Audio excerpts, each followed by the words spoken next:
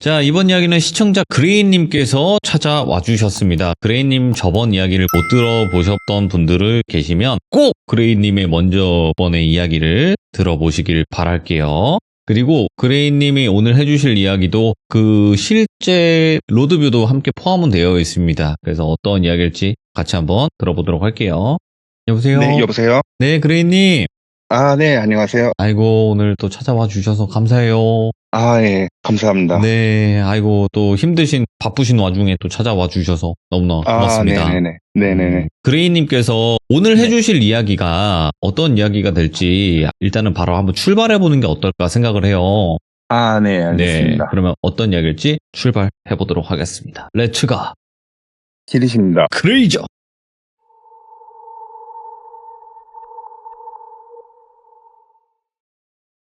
때는 2003년 9월입니다. 네, 정확히 2003년 9월 11일에서 13일 사이에 일어난 일이고, 예, 제가 이 날짜를 이제 정확히 기억을 하는 게, 당시에 관련돼가지고 뉴스 기사가 이제 떴는데, 당시 기록된 내용에는 어디에 태풍으로 인해 큰 피해를 입었다라는 내용이 있었고, 그 기사 하단에는 뭐 침수된 가옥을 정리하다가 목숨을 잃었다라는 사연도 나오게 됩니다. 예상을 하시겠지만 이 이야기는 이제 2003년 9월에 대한민국의 큰 재산과 인적 피해를 입힌 태풍 매미와 관련된 이야기입니다. 매미, 맞아요. 네, 당시에 저는 그때 강원도의 한 시골에 살았었는데, 그나마 제가 살고 있는 동네는 이제 시골 중에서도 그나마 조금 인명이 발달한 그런 동네였거든요. 그래서 예? 지금은 없지만 당시에는 저희 동네에는 패밀리마트라고 하는 편도 있었고. 지금은 CU인가 그게? 예. 네, 지금 그죠? CU인 것 같더라고요. 뭔가 네네. 디자인이. 그리고 도로도 비포장 도로가 아니고 나름 포장 도로였던 그런 동네였고. 예. 근데 제가 살던 동네에서 이제 더 안쪽으로 들어가면은 진짜 완전한 시골이 또 나오게 됩니다. 그래서 우선 이야기에 등장할 인물들을 제가 먼저 말씀을 드리자면은, 방금 말씀드린 이 완전한 시골에 사는 할머니 한 분과 네. 좀 연세가 있으신, 그렇다고 막 어르신이라고 하기에는 또 조금 애매한 아저씨 한 분이 이제 등장을 해요. 참고로 두 분이서 한 집에 거주하고 하셨던 건 아니었고, 이제 같은 시골 동네에 사셨던 이웃분들이었다라고 보시면 될 것 같습니다. 그래서 본격적으로 말씀을 드릴 텐데, 제가 아직도 기억이 나는 게 2003년 9월에 그땐 제가 고등학생이었는데 9월 초에 학교에서 수련회를 가게 됩니다. 그리고 수련회 일정을 다 소화를 하기 전에 뭔가 이제 거대한 태풍이 올라온다라는 뉴스가 계속 반복해서 나오다 보니까 저희는 일정보다 조금 더 집에 일찍 오게 됐어요. 그리고 이제 제가 집으로 딱 돌아왔는데, 집에 도착했으니까 이제 좀 쉬어야겠다라는 생각으로 잠깐 몇 시간 자다가 이제 깨가지고, 그때가 한 밤 9시 정도였는데, 아니 대체 비가 얼마나 오냐, 얼마나 오길래 난린가 하고 제가 현관문을 딱 열어서 밖을 보니까, 제가 그때 느꼈던 감정이 진짜 어떤 거대한 존재가 큰 대야에 물을 담아가지고 이 지구라는 땅에다가 막 부어버리는 그런 느낌이 들더라고요. 강수량이 정말 엄청나지. 예. 이렇게 쏟아져도 되나 싶을 정도로 이제 비가 왔는데, 당시 저희 마을에는 이제 일정한 간격으로 이렇게 가로등들이 있었는데, 그게 어떻게 보면은 저희 시골 동네의 밤길을 밝혀주는 유일한 빛이었거든요. 근데 그 가로등이 바람도 많이 불고 비도 너무 많이 오고 이러니까 전부 망가져가지고 다 꺼져 있더라고요. 저는 고등학생이니까 사실 비가 와도 이렇게 하다가 넘어가겠지라는 생각을 했고, 그냥 다시 제 방에 가가지고 게임을 좀 하다가 이제 잠이 들었어요. 예. 갑자기 제 방에 불이 이제 탁 켜지면서 엄마가 방문을 열고 빨리 일어나라 하더라고요, 저보고. 예? 그래서 왜 그런가 하고 좀 비몽사몽 상태로 눈을 뜨니까 빨리 짐을 챙겨가지고 저보고 이제 밖으로 나오라고 하는 거예요. 그래서 엄마가 하시는 말씀이, 곧 있으면 이 마을이 이제 침수가 될 거라고 빨리 기중품을 챙겨가지고 대피해야 된다고 말씀을 하신 거예요. 근데 그때 새벽이었는데 마을에 보면은 막 그 선거 유세 차량 같이 약간 막 확성기 달린 차량이 마을을 돌아다니면서 뭐 주민 여러분 빨리 대피하세요라고 안내방송을 이제 밤늦게까지 계속 하고 있었고, 예. 엄마가 그거를 듣고 짐을 막 챙기셨던 거죠, 새벽에. 그렇게 제가 잠에서 깼을 때 시계를 보니까 새벽 2시쯤이었습니다. 근데 저는 약간 정신이 없는 상태에서 뭐 그런 거 사실 대수롭지 않게 여기고, 그냥 뭐 제 성격 자체가 원래 좀 그렇기도 한데, 뭔 일이 생겨도 어차피 뭐 지나간 과거다 뭐 이런 주의여가지고 그냥 침대에 걸터 앉아갖고 잠깐 생각을 했어. 내가 뭘 챙길까, 지금 나가야 되는데 라고 하다가 제가 딱 떠올린 게, 하나는 데스크탑 PC랑 하나는 플레이스테이션 2라는 게임기가 있었는데, 예. 제가 지금 생각을 해도 좀 바보 같았던 게, 데스크탑 PC는 왠지 물에 잠기면 완전히 망가질 것 같고, 플스는 소니 거가 뭐 일본이 품질이 좀 좋은데 얘네 생활 방수가 되지 않을까라고 생각을 하고 그냥 놔두고 간 거예요, 그거를. 아, 근데 밖에 나가 보니까 이제 비가 엄청나게 내리고 있었고, 아버지가 트럭에 물건들을 막 싣고 계시더라고요. 예. 저는 이제 아버지한테 물었죠. 우리 어디로 가냐라고 하니까 돌비 초등학교라고 하는 곳에 간다라고 해갖고, 제가 좀 의아했어. 거기는 지대가 높기는 한데 그 학교 바로 옆에, 담벼락 옆에 큰 강이 이제 흐르고 있어가지고 만약에 강물이 넘치면은 가장 먼저 피해를 입는 곳이 그 학교 아닌가라는 생각을 제가 했었거든요. 예. 근데 그런데도 가족들은 어쨌든 그 학교로, 강당으로 가야 된다라고 해서 이제 따라갔죠. 근데 가니까 이미 많은 마을 사람들이 이제 강당에 대피를 해가지고 거기서 누워서 주무시고 계시더라고요. 네, 일단 뭐 저는 너무 졸리기도 했고, 그래서 일단은 이제 잠이 들었습니다. 그리고 이제 다음날 눈을 떴는데, 아침에 운동장을 보니까 이게 비가 많이 내리기는 했지만 확실히 어제 밤보다는 이제 빗줄기가 많이 약해졌더라고요. 네. 대신 바람은 좀 세게 불고 있었고, 다행히 학교 운동장이 멀쩡한 거 보니까 별 사고가 없었구나, 물이 넘치지 않았구나 라는 생각을 했고, 제가 어제 안 챙겼던 그 플레이스테이션 게임기가 생각이 나가지고 집에 좀 갔다 오겠다라고 말을 하고 학교 정문을 지나서 이제 내리막길로 내려가는데, 이게 어떻게 된 일인지 학교 밑에 동네가 전체가 완전히 갈색으로 물들어 있는 겁니다. 동네가 우리가 흔히 수해라고 하죠. 물이 완전히 휩쓸고 가가지고 마을의 온갖 쓰레기와 막 하수구 찌꺼기들과 그리고 여러 집안의 살림살이들이 막 섞여가지고 널브러져서 그게 도로에 막 흩어져 있었고, 네. 도로는 아예 차가 다닐 수도 없을 정도로 이게 진흙이 쌓여 있고, 그 다음에 어떤 특정 구간에는 아직도 물이 안 빠져가지고 그 살림살이들이 막 물에 이렇게 둥둥 떠다니고 있더라고요. 근데 제가 좀 이해가 안 갔던 게, 아니 어떻게 강물이 안 넘쳤는데 마을이 잠길 수가 있지라는 생각을 했는데, 이게 초등학교가 좀 높은 언덕지대에 있었다라고 했잖아요. 네, 근데 사실 그 바로 옆에 강이 있어가지고 원래 물이 잠기면 학교가 제일 먼저 잠기가 정상일 텐데, 나중에 이제 제가 알게 된 사실인데, 뭐 저희 동네도 물론 비가 많이 왔지만 강원도 전체적으로 비가 엄청나게 오다 보니까 수심이 이제 일제히 깊어진 거죠. 근데 그 많은 물들이 보통 한 방향으로 이렇게 흐르다 보니까 이 강수량과 물의 기본적인 수위를 좀 계산을 했을 때, 그게 저희 동네를 지나면은 이제 큰 도시로 흘러가게 되는데, 예. 그러면은 상대적으로 이 작은 농촌보다는 좀 큰 도시가 피해를 더 입는다라고 이제 판단을 한 거죠, 위에서는. 그래서 이 도시에 있는 댐에 그 문을 개방을 한 겁니다. 도시로 물이 안 들어오도록. 오.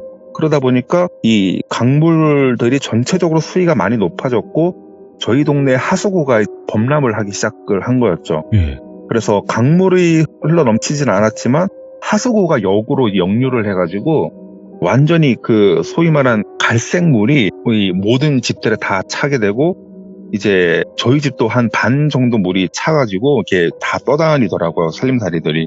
그래서 뭐 그런 상황에 제가 이제 신발을 벗고 바지를 걷어갖고 집으로 갔는데, 일단 제가 제 방으로 막 들어가니까 아까 그 게임기를 일단 저는 찾으려고 방문을 탁 열었는데, 이게 마치 오래된 폐허에 막 유물로서 간직되어 온 보물 마냥 예. 위에 흙이 잔뜩 덮여 있고, 그 옆으로 미세한 그 모래 알갱이가 이게 모래시계 마냥 이렇게 사르르 떨어지고 있더라고요.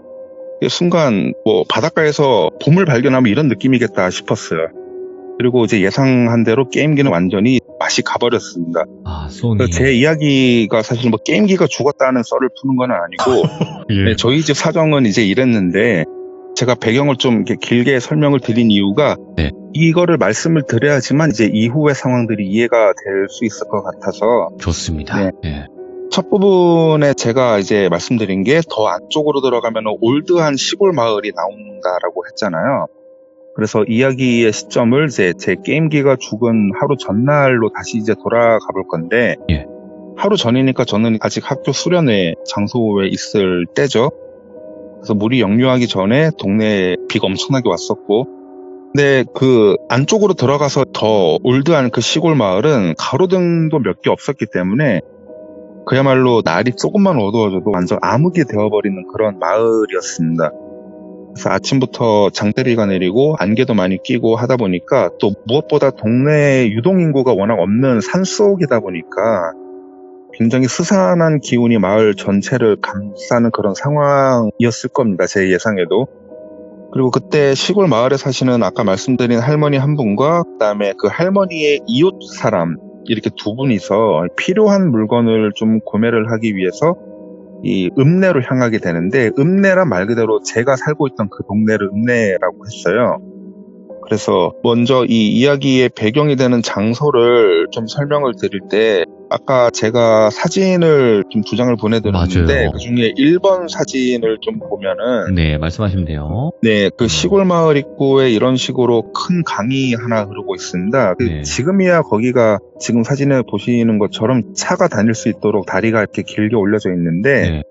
2003년 당시에는 다리가 아니라 약간 잠수교 같은 높이가 굉장히 낮은 다리가 있었어요. 예. 그래서 사람이 걸어 다닐 수는 있지만 차가 다니기에는 또 애매하고 폭도 굉장히 좁고 그리고 지금 사진에서 보시는 것처럼 뭐 다리가 높게 지어지지도 않았고 물에서 약 1m 높이 정도로 다리가 굉장히 낮게 있었는데 그래서 시골 마을에서 읍내로 나가려면은 이게 강물을 헤엄쳐서 나가지 않는 이상 그 다리를 무조건 건너야 했던 거죠. 예.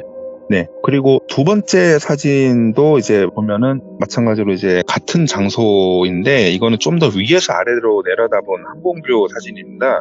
그래서 왼쪽에 시골 마을이 있고 파란색 동그라미는 아까 제가 말씀드린 잠수교가 위치해 있던 그 다리고 그리고 오른쪽에 약간 기찻길 같은 게 있고 터널 입구 같은 게 제가 빨간색 동그라미를 쳐놨는데 예. 이것도 이야기의 연계를 위해서 오늘 미리 보여드리고 말씀을 드리는 겁니다. 다시 이야기로 돌아와가지고 그 할머니와 그 이웃분이 다리를 건너서 읍내로 나갈 때까지만 하더라도 비가 많이 오기는 했지만 다리를 못 건널 정도는 아니었다고 해요. 그래서 할머니가 읍내에서 장을 보시고 이제 아까 같이 나왔던 이웃분과 두 분이서 다시 집으로 돌아가는 길인데 가는 길에 시골 마을에 사는 한 아저씨를 만납니다. 그래서 어차피 그렇게 되면 2명이서 1명을 만난 거니까 이제 3분이 됐는데 3분 다 같은 시골 마을에 사시니까 네. 이제 같이 가면 되기는 했는데 근데 할머니랑 방금 막 만난 그 아저씨랑은 사이가 좀 안 좋았다고 해요. 왜냐면은 이 할머니가 평소에 이 사람 저 사람 막 소위 말해 사람들의 행실을 유독 많이 지적을 하고 다니셨고 제가 지적이라고 표현을 했지만 사실은 이 사람 저 사람 그냥 괜히 막 비난을 많이 하셨던 그런 분이었다고 해요. 근데 이 아저씨는 그렇게 말을 하고 다니는 할머니가 내심 마음에 좀 들지 않았던 거죠. 같은 마을에 살아서 아예 모른 척하고 지내기는 좀 그렇지만 어쨌든 내심 못마땅해하는 뭐 그런 상황이었는데 그래서 이제 이 3명이서 다시 이 마을로 들어가야 되니까 마을 버스를 타고 그 자기들 집으로 가는데 아무튼 그 버스 안에서도 약간 묘하게 신경전이 있었다 하더라고요. 그래서 이제 3분이서 마을 버스에서 내리시고 걸어가는데 거기에서 할머니가 또 아저씨 들으라는 듯이 어떤 말을 이렇게 했는데 그때 그 아저씨가 그거를 듣고 좀 못 참았는지 엄청 소리를 지르면서 할머니한테 역정을 크게 내셨다 하더라고요. 근데 이 이야기가 진행되는 시간대는 태풍으로 인해서 비가 엄청나게 오던 날이었잖아요. 예. 제가 아까 말씀드린 잠수교가 이게 잔잔한 강물에서 높이가 1m 정도밖에 안 되니까 비가 와가지고 물이 불어나면은 다리가 안 보이잖아요. 이게 침수가 되니까. 그렇죠. 근데 이 3분이서 잠수교 앞에까지 딱 왔는데 보통 강물 하면은 뭐 3m 있고 하니까 이제 반사되는 뭐 빛에 의해서 강물이 초록색으로 보이고 이러는데 강물이 완전 흙탕물처럼 이제 주황색으로 변해 있었고 물살도 엄청 세게 흐르고 있었다 해요. 그래서 잠깐 읍내 다녀온 사이에 물이 그렇게 불어난 건데 정말 애매한 게 잠수교가 약간 침수가 될랑말랑 정말 아슬아슬하게 물이 출렁거리고 있었다고 하는 겁니다. 그래서 이 할머니가 판단을 했을 때 여기서 시간을 더 지체하면은 물이 더 불어날 게 뻔하니까 내가 얼른 여기를 건너야겠다 싶었는지 아니면은 그냥 이 아저씨랑 같이 있기가 싫었던 건지 그래서 할머니가 먼저 다리 쪽으로 막 뛰어서 갔고 그걸 보자마자 아저씨도 자기도 빨리 가야겠다는 생각으로 이제 뛰어서 갔습니다. 예. 그리고 이제 두 분이서 막 이렇게 잠수교를 뛰어가는데 갑자기 그 할머니랑 동행했다던 그 아주머니가 이제 할머니한테 소리를 막 쳤던 거죠. 다시 돌아오라고. 큰일 났다고. 저쪽에서 지금 뭔가 엄청 큰 물줄기가 이렇게 파도처럼 막 이렇게 오고 있다고. 근데 이 할머니가 약간 다리의 중간 지점쯤에 있었고 아저씨가 약간 더 앞에 있었는데 두 분이서 이제 아주머니를 보고 다시 옆을 보면서 이제 물이 자기 쪽으로 오는 걸 보고 이렇게 계속 그 자리에 좀 얼어붙어 있던 거죠. 어떻게 해야 될지는 몰라서. 예. 잠깐 여기서 말씀드릴 게 이 아저씨는 이날에 어떤 옷을 입었는지는 알 수는 없는데 근데 제가 알기로는 평소에는 회색 티셔츠에 약간 낚시터 같은 데 가면 입을 만한 그런 남색 그물조끼 같은 거를 좀 많이 착용하고 다니셨고 할머니는 이게 약간 시골분이라 그런 것도 있지만 좀 흰색 한복 같은 거를 입고 다니셨거든요. 어쨌든 이제 그런 상황에서 이 물이 잠수교 위로 이제 덮치는 바람에 아저씨랑 할머니랑 둘 다 넘어지면서 물 밑으로 빠지게 됩니다. 근데 그 물줄기가 다 지나가고 다시 이제 잠수교가 살짝 보일 때쯤 보니까 아저씨가 다시 이제 다리 위로 올라온 거예요. 머리를 붙잡고 계셨나봐요. 그게 정확히 뭔지는 모르겠지만. 그리고 아저씨가 그 상황에서 이제 올라와가지고 정신을 차리고 할머니를 찾았는데 할머니가 보이지가 않았던 거죠. 그래서 그 아주머니는 할머니 어디 있냐고 막 계속 소리를 치고 있고 아저씨는 그 할머니가 잠겼던 그 물 밑을 잠깐 보다가 자기도 위험해지겠다 싶었는지 다시 그냥 이렇게 뛰어가지고 자기 마을로 들어가게 됩니다. 그렇게 되고 할머니는 그 이후로 이제 볼 수가 없었던 거죠.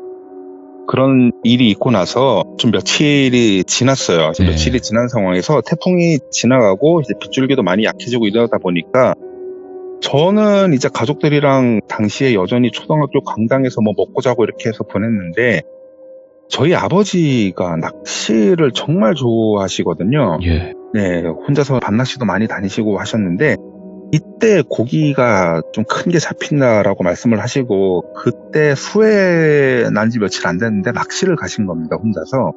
뭐 비가 여전히 내리기는 했지만 뭐 초무도 많이 약해졌고 그래서 낚싯대를 챙겨서 낚시를 가신 거죠. 근데 그때 아버지가 낚시를 가신 그 장소가 제가 아까 말씀드린 그 시골 마을에서 그 잠수교가 있던 위치에서 약 50km 정도 떨어진 곳이었어요. 제가 지도로 확인해 보니 그렇더라고요. 그래서 차를 타고 가면은 거의 1시간은 좋게 가야 되는 거리였는데 근데 아버지가 거기서 혼자 밤낚시는 아니고 약간 저녁이 되기 전에 늦은 오후 정도 시간대에 이제 혼자 낚시를 하고 계시는데 아버지는 기대를 하기를 물이 불었으니 좀 다양한 고기들이 잡히겠다 싶었던 거죠. 그리고 실제로 고기들이 좀 많이 이렇게 물 위로 점프라고 해야 되나? 이렇게 좀 튀는 거를 좀 봤다고 하더라고요. 근데 이제 거기서 낚시를 하고 계시는데 이렇게 멀리서 살짝 첨벙하는 소리가 들리고 또 다시 살짝 또 작게 첨벙하는 소리가 들리는 겁니다. 근데 뭐가 이렇게 물에 크게 떨어지면서 이렇게 첨벙하는 소리는 아니었고 약간 조약돌 같은 거 강에 이렇게 던지면은 아주 작게 이렇게 첨벙하는 소리 그런 게 좀 났는데 그 소리가 좀 간헐적으로 들렸다는 거예요. 아버지가 들었을 때는 고기가 점프하는 소리 같았다고 합니다. 그래서 이제 이게 미끼만 좀 제대로 된 걸 쓰면은 좀 월척을 하겠다라고 생각을 하고 이제 기대를 하신 거죠. 아버지는 내심. 근데 그 점프를 하는 고기와 이렇게 밀고 당기기를 하는 것 같기도 했고 네. 어쨌든 그 고기가 이제 자기 쪽으로 오면은 왠지 이 바늘을 물 것만 같았다는 거예요. 그래서 되게 사방이 조용한 강가에서 그렇게 강물을 빤히 쳐다보면서 찔에 집중을 하고 있는데 갑자기 아버지 바로 정면으로 한 할머니의 얼굴이 강물 위로 볼록하고 튀어나오더니 다시 작게 첨벙소리를 내면서 물에 쏙 들어가더랍니다. 예. 근데 알고 보니까 그 오른쪽에서부터 이렇게 떠내려오던 게 고기가 점프를 하던 게 아니라 이게 물이 이렇게 물살이 있으니까 그 물에 빠졌다던 그 할머니의 얼굴이 강물 위로 잠깐 뽕 하고 올라왔다가 다시 그 물살에 의해서 다시 그 첨벙하고 다시 밑으로 가라앉고 이거를 반복하면서 떠내려오고 있던 거예요. 그래서 물이 흐르는 역량으로 인해서 얼굴만 물 밖에 잠깐 떴다가 다시 가라앉고 이걸 반복하고 있던 거였죠. 근데 때마침 아버지가 낚시를 하고 있을 때 그 바로 앞에서 얼굴이 정면으로 똑 하고 떠오르고 다시 가라앉았다는 겁니다.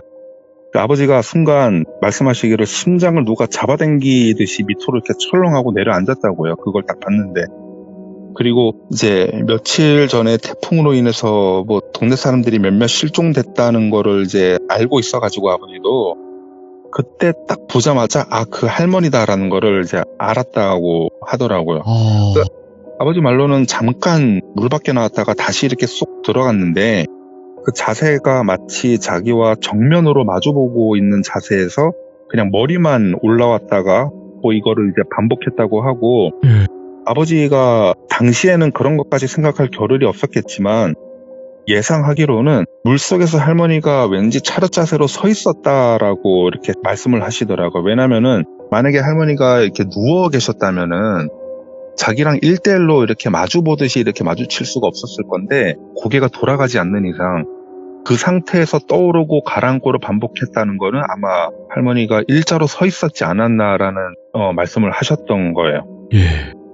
당연히 아버지는 뭐 더 낚시를 할 수도 없었고 당시 말씀으로는 그냥 그렇게 혹시 흘러가다가 그 할머니가 그 앞에서 그렇게 떠오르고 다시 흘러갔으니 망정이지 그게 낚시 바늘에 걸려가지고 뭔가 이렇게 낚싯대를 같이 잡아당기기라도 했으면은 아버지는 정말 기절했을 것 같다라고 하시더라고요. 그렇죠. 네, 당연히 이제 아버지가 그걸 보고 이제 신고를 했죠. 네. 여기가 어디 위치한 어디 강인데 물속에 사람이 있는 걸 봤다. 근데 물살이 너무 세서 지금 저쪽으로 떠내려가고 있다라고 이렇게 했고 그리고 이제 얼마 안 가서 그 아버지 친구분이 계시는데 아버지 친구분이 아버지가 낚시하던 장소와 조금 떨어진 곳에서 또 그 할머니를 이제 보게 되거든요. 예. 근데 이 아버지 친구분 말씀으로는 자기가 우산을 쓰고 이제 강 옆에 보면 뚝길이라 해가지고 지대가 약간 높은 그 뚝길이 있는데 거기를 이렇게 지나가고 계셨는데 이게 뭔가 강에 보면은 이게 뿌리만 박혀 있고 그런 마른 나뭇가지 같은 게 이렇게 강에 이렇게 듬성듬성 있잖아요. 네, 그게 이렇게 서로 엉켜 있는 그런 나무가 있는데 근데 거기에 약간 깃발 같은 게 이렇게 막 펄럭이고 있다는 거예요. 그래서 이 아저씨가 자기가 아무 생각 없이 그냥 그걸 보면서 이렇게 걸어가고 있었는데 이 아저씨는 처음에 그게 약간 선앙당 같은 느낌이었다고 하더라고요. 지금 이렇게 비도 오고 바람도 세게 불고 하는데 나무에 이렇게 깃발이 걸려갖고 펄럭이고 있으니까 근데 이제 가까이 가서 보니까 그게 이 깃발이 아니라 사람이 나무에 걸려가지고 바람이 이제 세게 부니까 그 하얀색 옷이 바람에 계속 펄럭이고 있던 겁니다. 근데 그게 이제 나무에 딱 걸려가지고 펄럭이고 있던 걸 깃발처럼 본 거였죠, 이 아저씨는. 근데 이 아저씨가 놀랬지만 어쨌든 신고를 해야 되니까 막 그 근처로 뛰어가가지고 대체 누군가하고 보려고 뛰어갔는데 아까 그 물 위로 떠올랐던 할머니가 강에 있는 나무 가지에 엉켜가지고 거기에 이제 찰싹 붙은 상태로 바람에 의해서 막 펄럭이고 있었던 거죠, 그 하얀색 한복이. 근데 이 아저씨가 그때 말씀을 해주시기를 할머니의 자세가 왠지 우리 폴댄스 같은 거 보면은 이렇게 한쪽 팔 쫙 펴갖고 매달려 있잖아요. 그런 식으로 이렇게 완전히 그냥 이렇게 매달려가지고 양쪽 팔이 완전 오른쪽 왼쪽 쫙 펴진 상태에서 고개는 이렇게 하늘 위로 솟아 있었고 그 상황에서 한복이 엄청 펄럭이고 있었다고 합니다. 나무에 걸려가지고. 근데 이제 이 아저씨 친구분도 물론 119에 신고를 했고 근데 결국에는 이 할머니를 찾지를 못했어요. 왜냐면은 이게 바람이 세게 부니까 물살이 막 그 높낮이가 제멋대로 왔다 갔다 하다 보니까 좀 물이 이렇게 세게 오면서 그 물이 다시 그 할머니를 삼켜가지고 나무에 걸려있던 할머니가 다시 물에 떨어져서 또 그대로 떠내려갔다고. 그 상황에서 119 대원들이 이제 할머니 시신을 결국에는 못 찾았다고 하더라고요. 그리고 여기서 추가로 말씀드릴 게 아까 제가 그 사건이 일어났던 잠수교에서 물이 범람을 해가지고 할머니와 아저씨가 빠졌다라고 했잖아요. 근데 이제 이거를 목격하신 아주머니 말씀으로는 아저씨가 다리 위로 다시 올라왔을 때 사실 할머니도 물에 바로 빠진 게 아니라 그 잠속에 어떤 뭐 철근 같은 게 좀 약간 삐져나온 게 있었는데 그거를 이렇게 붙잡고 계신 거를 아주머니가 봤다고 해요. 붙잡고 막 어떻게든 버티고 있었는데 이제 사실은 물이 범람하자마자 물에 휩쓸려 간 거는 아니었던 거죠. 근데 아저씨가 그 자리에 서가지고 그 매달린 할머니를 봤다고 합니다. 근데 거기서 아저씨가 바로 뛰어가서 그거를 잡아주고 이렇게 일으켜주고 한 게 아니라 그 자리에서 계속 할머니를 보면서 좀 망설였다고 하는 것 같았다는 거예요. 아주머니 말씀으로는. 근데 어쨌든 뒤로 갔다가는 자기도 위험해지겠다 싶었는지 그냥 이제 앞쪽으로 달려갔는데 네. 사실은 그 아저씨가 어떤 생각과 어떤 눈빛으로 그 할머니를 바라봤을지는 우리는 알 수가 없는 거죠. 근데 아주머니 말씀으로는 그래도 한 10초 정도는 그 할머니를 빤히 쳐다보다가 자기 길로 뛰어갔다라고 했으니까. 네. 그래서 할머니 입장에서는 유일하게 도와줄 수 있는 사람이 이제 눈앞에서 사라지니까 약간 절망감 때문에 그랬는지 이제 더 버티지 못하고 떠내려 가셨던 것 같습니다. 제가 봤을 때는. 예. 네. 그래서 여기서 이제 추가로 말씀드릴 게 이 마을로 뛰어 들어온 아저씨가 이제 아무래도 자기 집으로 달려갔겠죠. 그리고 그 시골 마을은 아무래도 이제 산을 깎아서 만든 마을이기 때문에 막 하수구가 넘치고 그러지는 않은데 비가 많이 오면은 그 자체로 아예 대비가 안 되는 그런 동네였어요. 이미 집이 물에 이렇게 약간 무릎 정도는 다 잠겨 있는 상태였다고 했고 네. 이제 여러 가지 일들로 대피를 해야 되는 상황이었는데 이때 아저씨의 이웃 주민들이 당시 이 아저씨를 이제 목격을 했던 거죠. 그래서 이 아저씨가 자기 집으로 막 미친 듯이 막 뛰어 들어오더니 대피를 하려고 짐을 막 챙기더랍니다. 그래서 이웃 주민들이 아저씨한테 빨리 나와라, 이러다 집 무너지겠다라고 막 재촉을 했다 해요. 근데 마을 주민들이 이 아저씨가 빨리 짐을 챙겨서 나오기를 기다렸는데 그 급한 상황에서 5분이 넘도록 아저씨가 안 나온다는 거예요, 집 밖으로. 그래서 아저씨 이름을 부르면서 왜 안 나오냐, 대체 뭐하냐, 빨리 피해야 된다라고 하면서 이제 집 마당을 넘어서 안쪽으로 딱 들어갔는데 아저씨가 무슨 이유에서인지 이제 그 집 아저씨가 당시에 소를 좀 키우고 계셨는데 그 소 앞에서 그냥 소를 빤히 쳐다보면서 움직이지도 않고 그냥 가만히 서 있더라는 겁니다. 비는 계속 맞으면서. 그래서 이웃 주민들이 막 소리를 지르면서 뭐하냐, 빨리 도망가야 된다, 피신해야 된다라고 얘기를 했는데도 이 아저씨가 그냥 멍하니 소만 빤히 쳐다봤다는 거예요. 근데 그때 그 소가 약간 외양간에 있잖아요. 근데 이 아저씨가 이 외양간 뒤쪽으로 이렇게 들어가가지고 문을 열고 들어가서 소가 있는 안쪽까지 다시 들어가더랍니다. 그리고 다시 이제 소 얼굴 바로 옆에 서가지고 또 그 소 눈을 빤히 쳐다보고 있다는 거예요. 근데 한참을 그러고 있길래 대체 왜 저러나 싶었는데 갑자기 이제 외양간 천장이 이렇게 펑 하면서 주저앉더니 그 나무 기둥과 벽돌들이 이제 우르르 쏟아지면서 그 아저씨와 그 소를 동시에 덮쳤다고 합니다. 그래서 이웃 주민들이 놀래가지고 그 나무랑 짐들을 막 치우려고 해도 이미 그게 벽돌들이랑 같이 섞여서 무너진 거기 때문에 그걸 포크레인으로 드러내지 않는 한 사람 몇 명이 들 수 있는 수준이 아니었다고 해요. 더군다나 그런 상황에서 이제 어쩔 수 없이 비도 막 내리니까 이제 대피를 할 수밖에 없었는데 그렇게 그 아저씨는 침수된 집에서 나중에 구조대에 의해서 이제 발견이 되게 됩니다.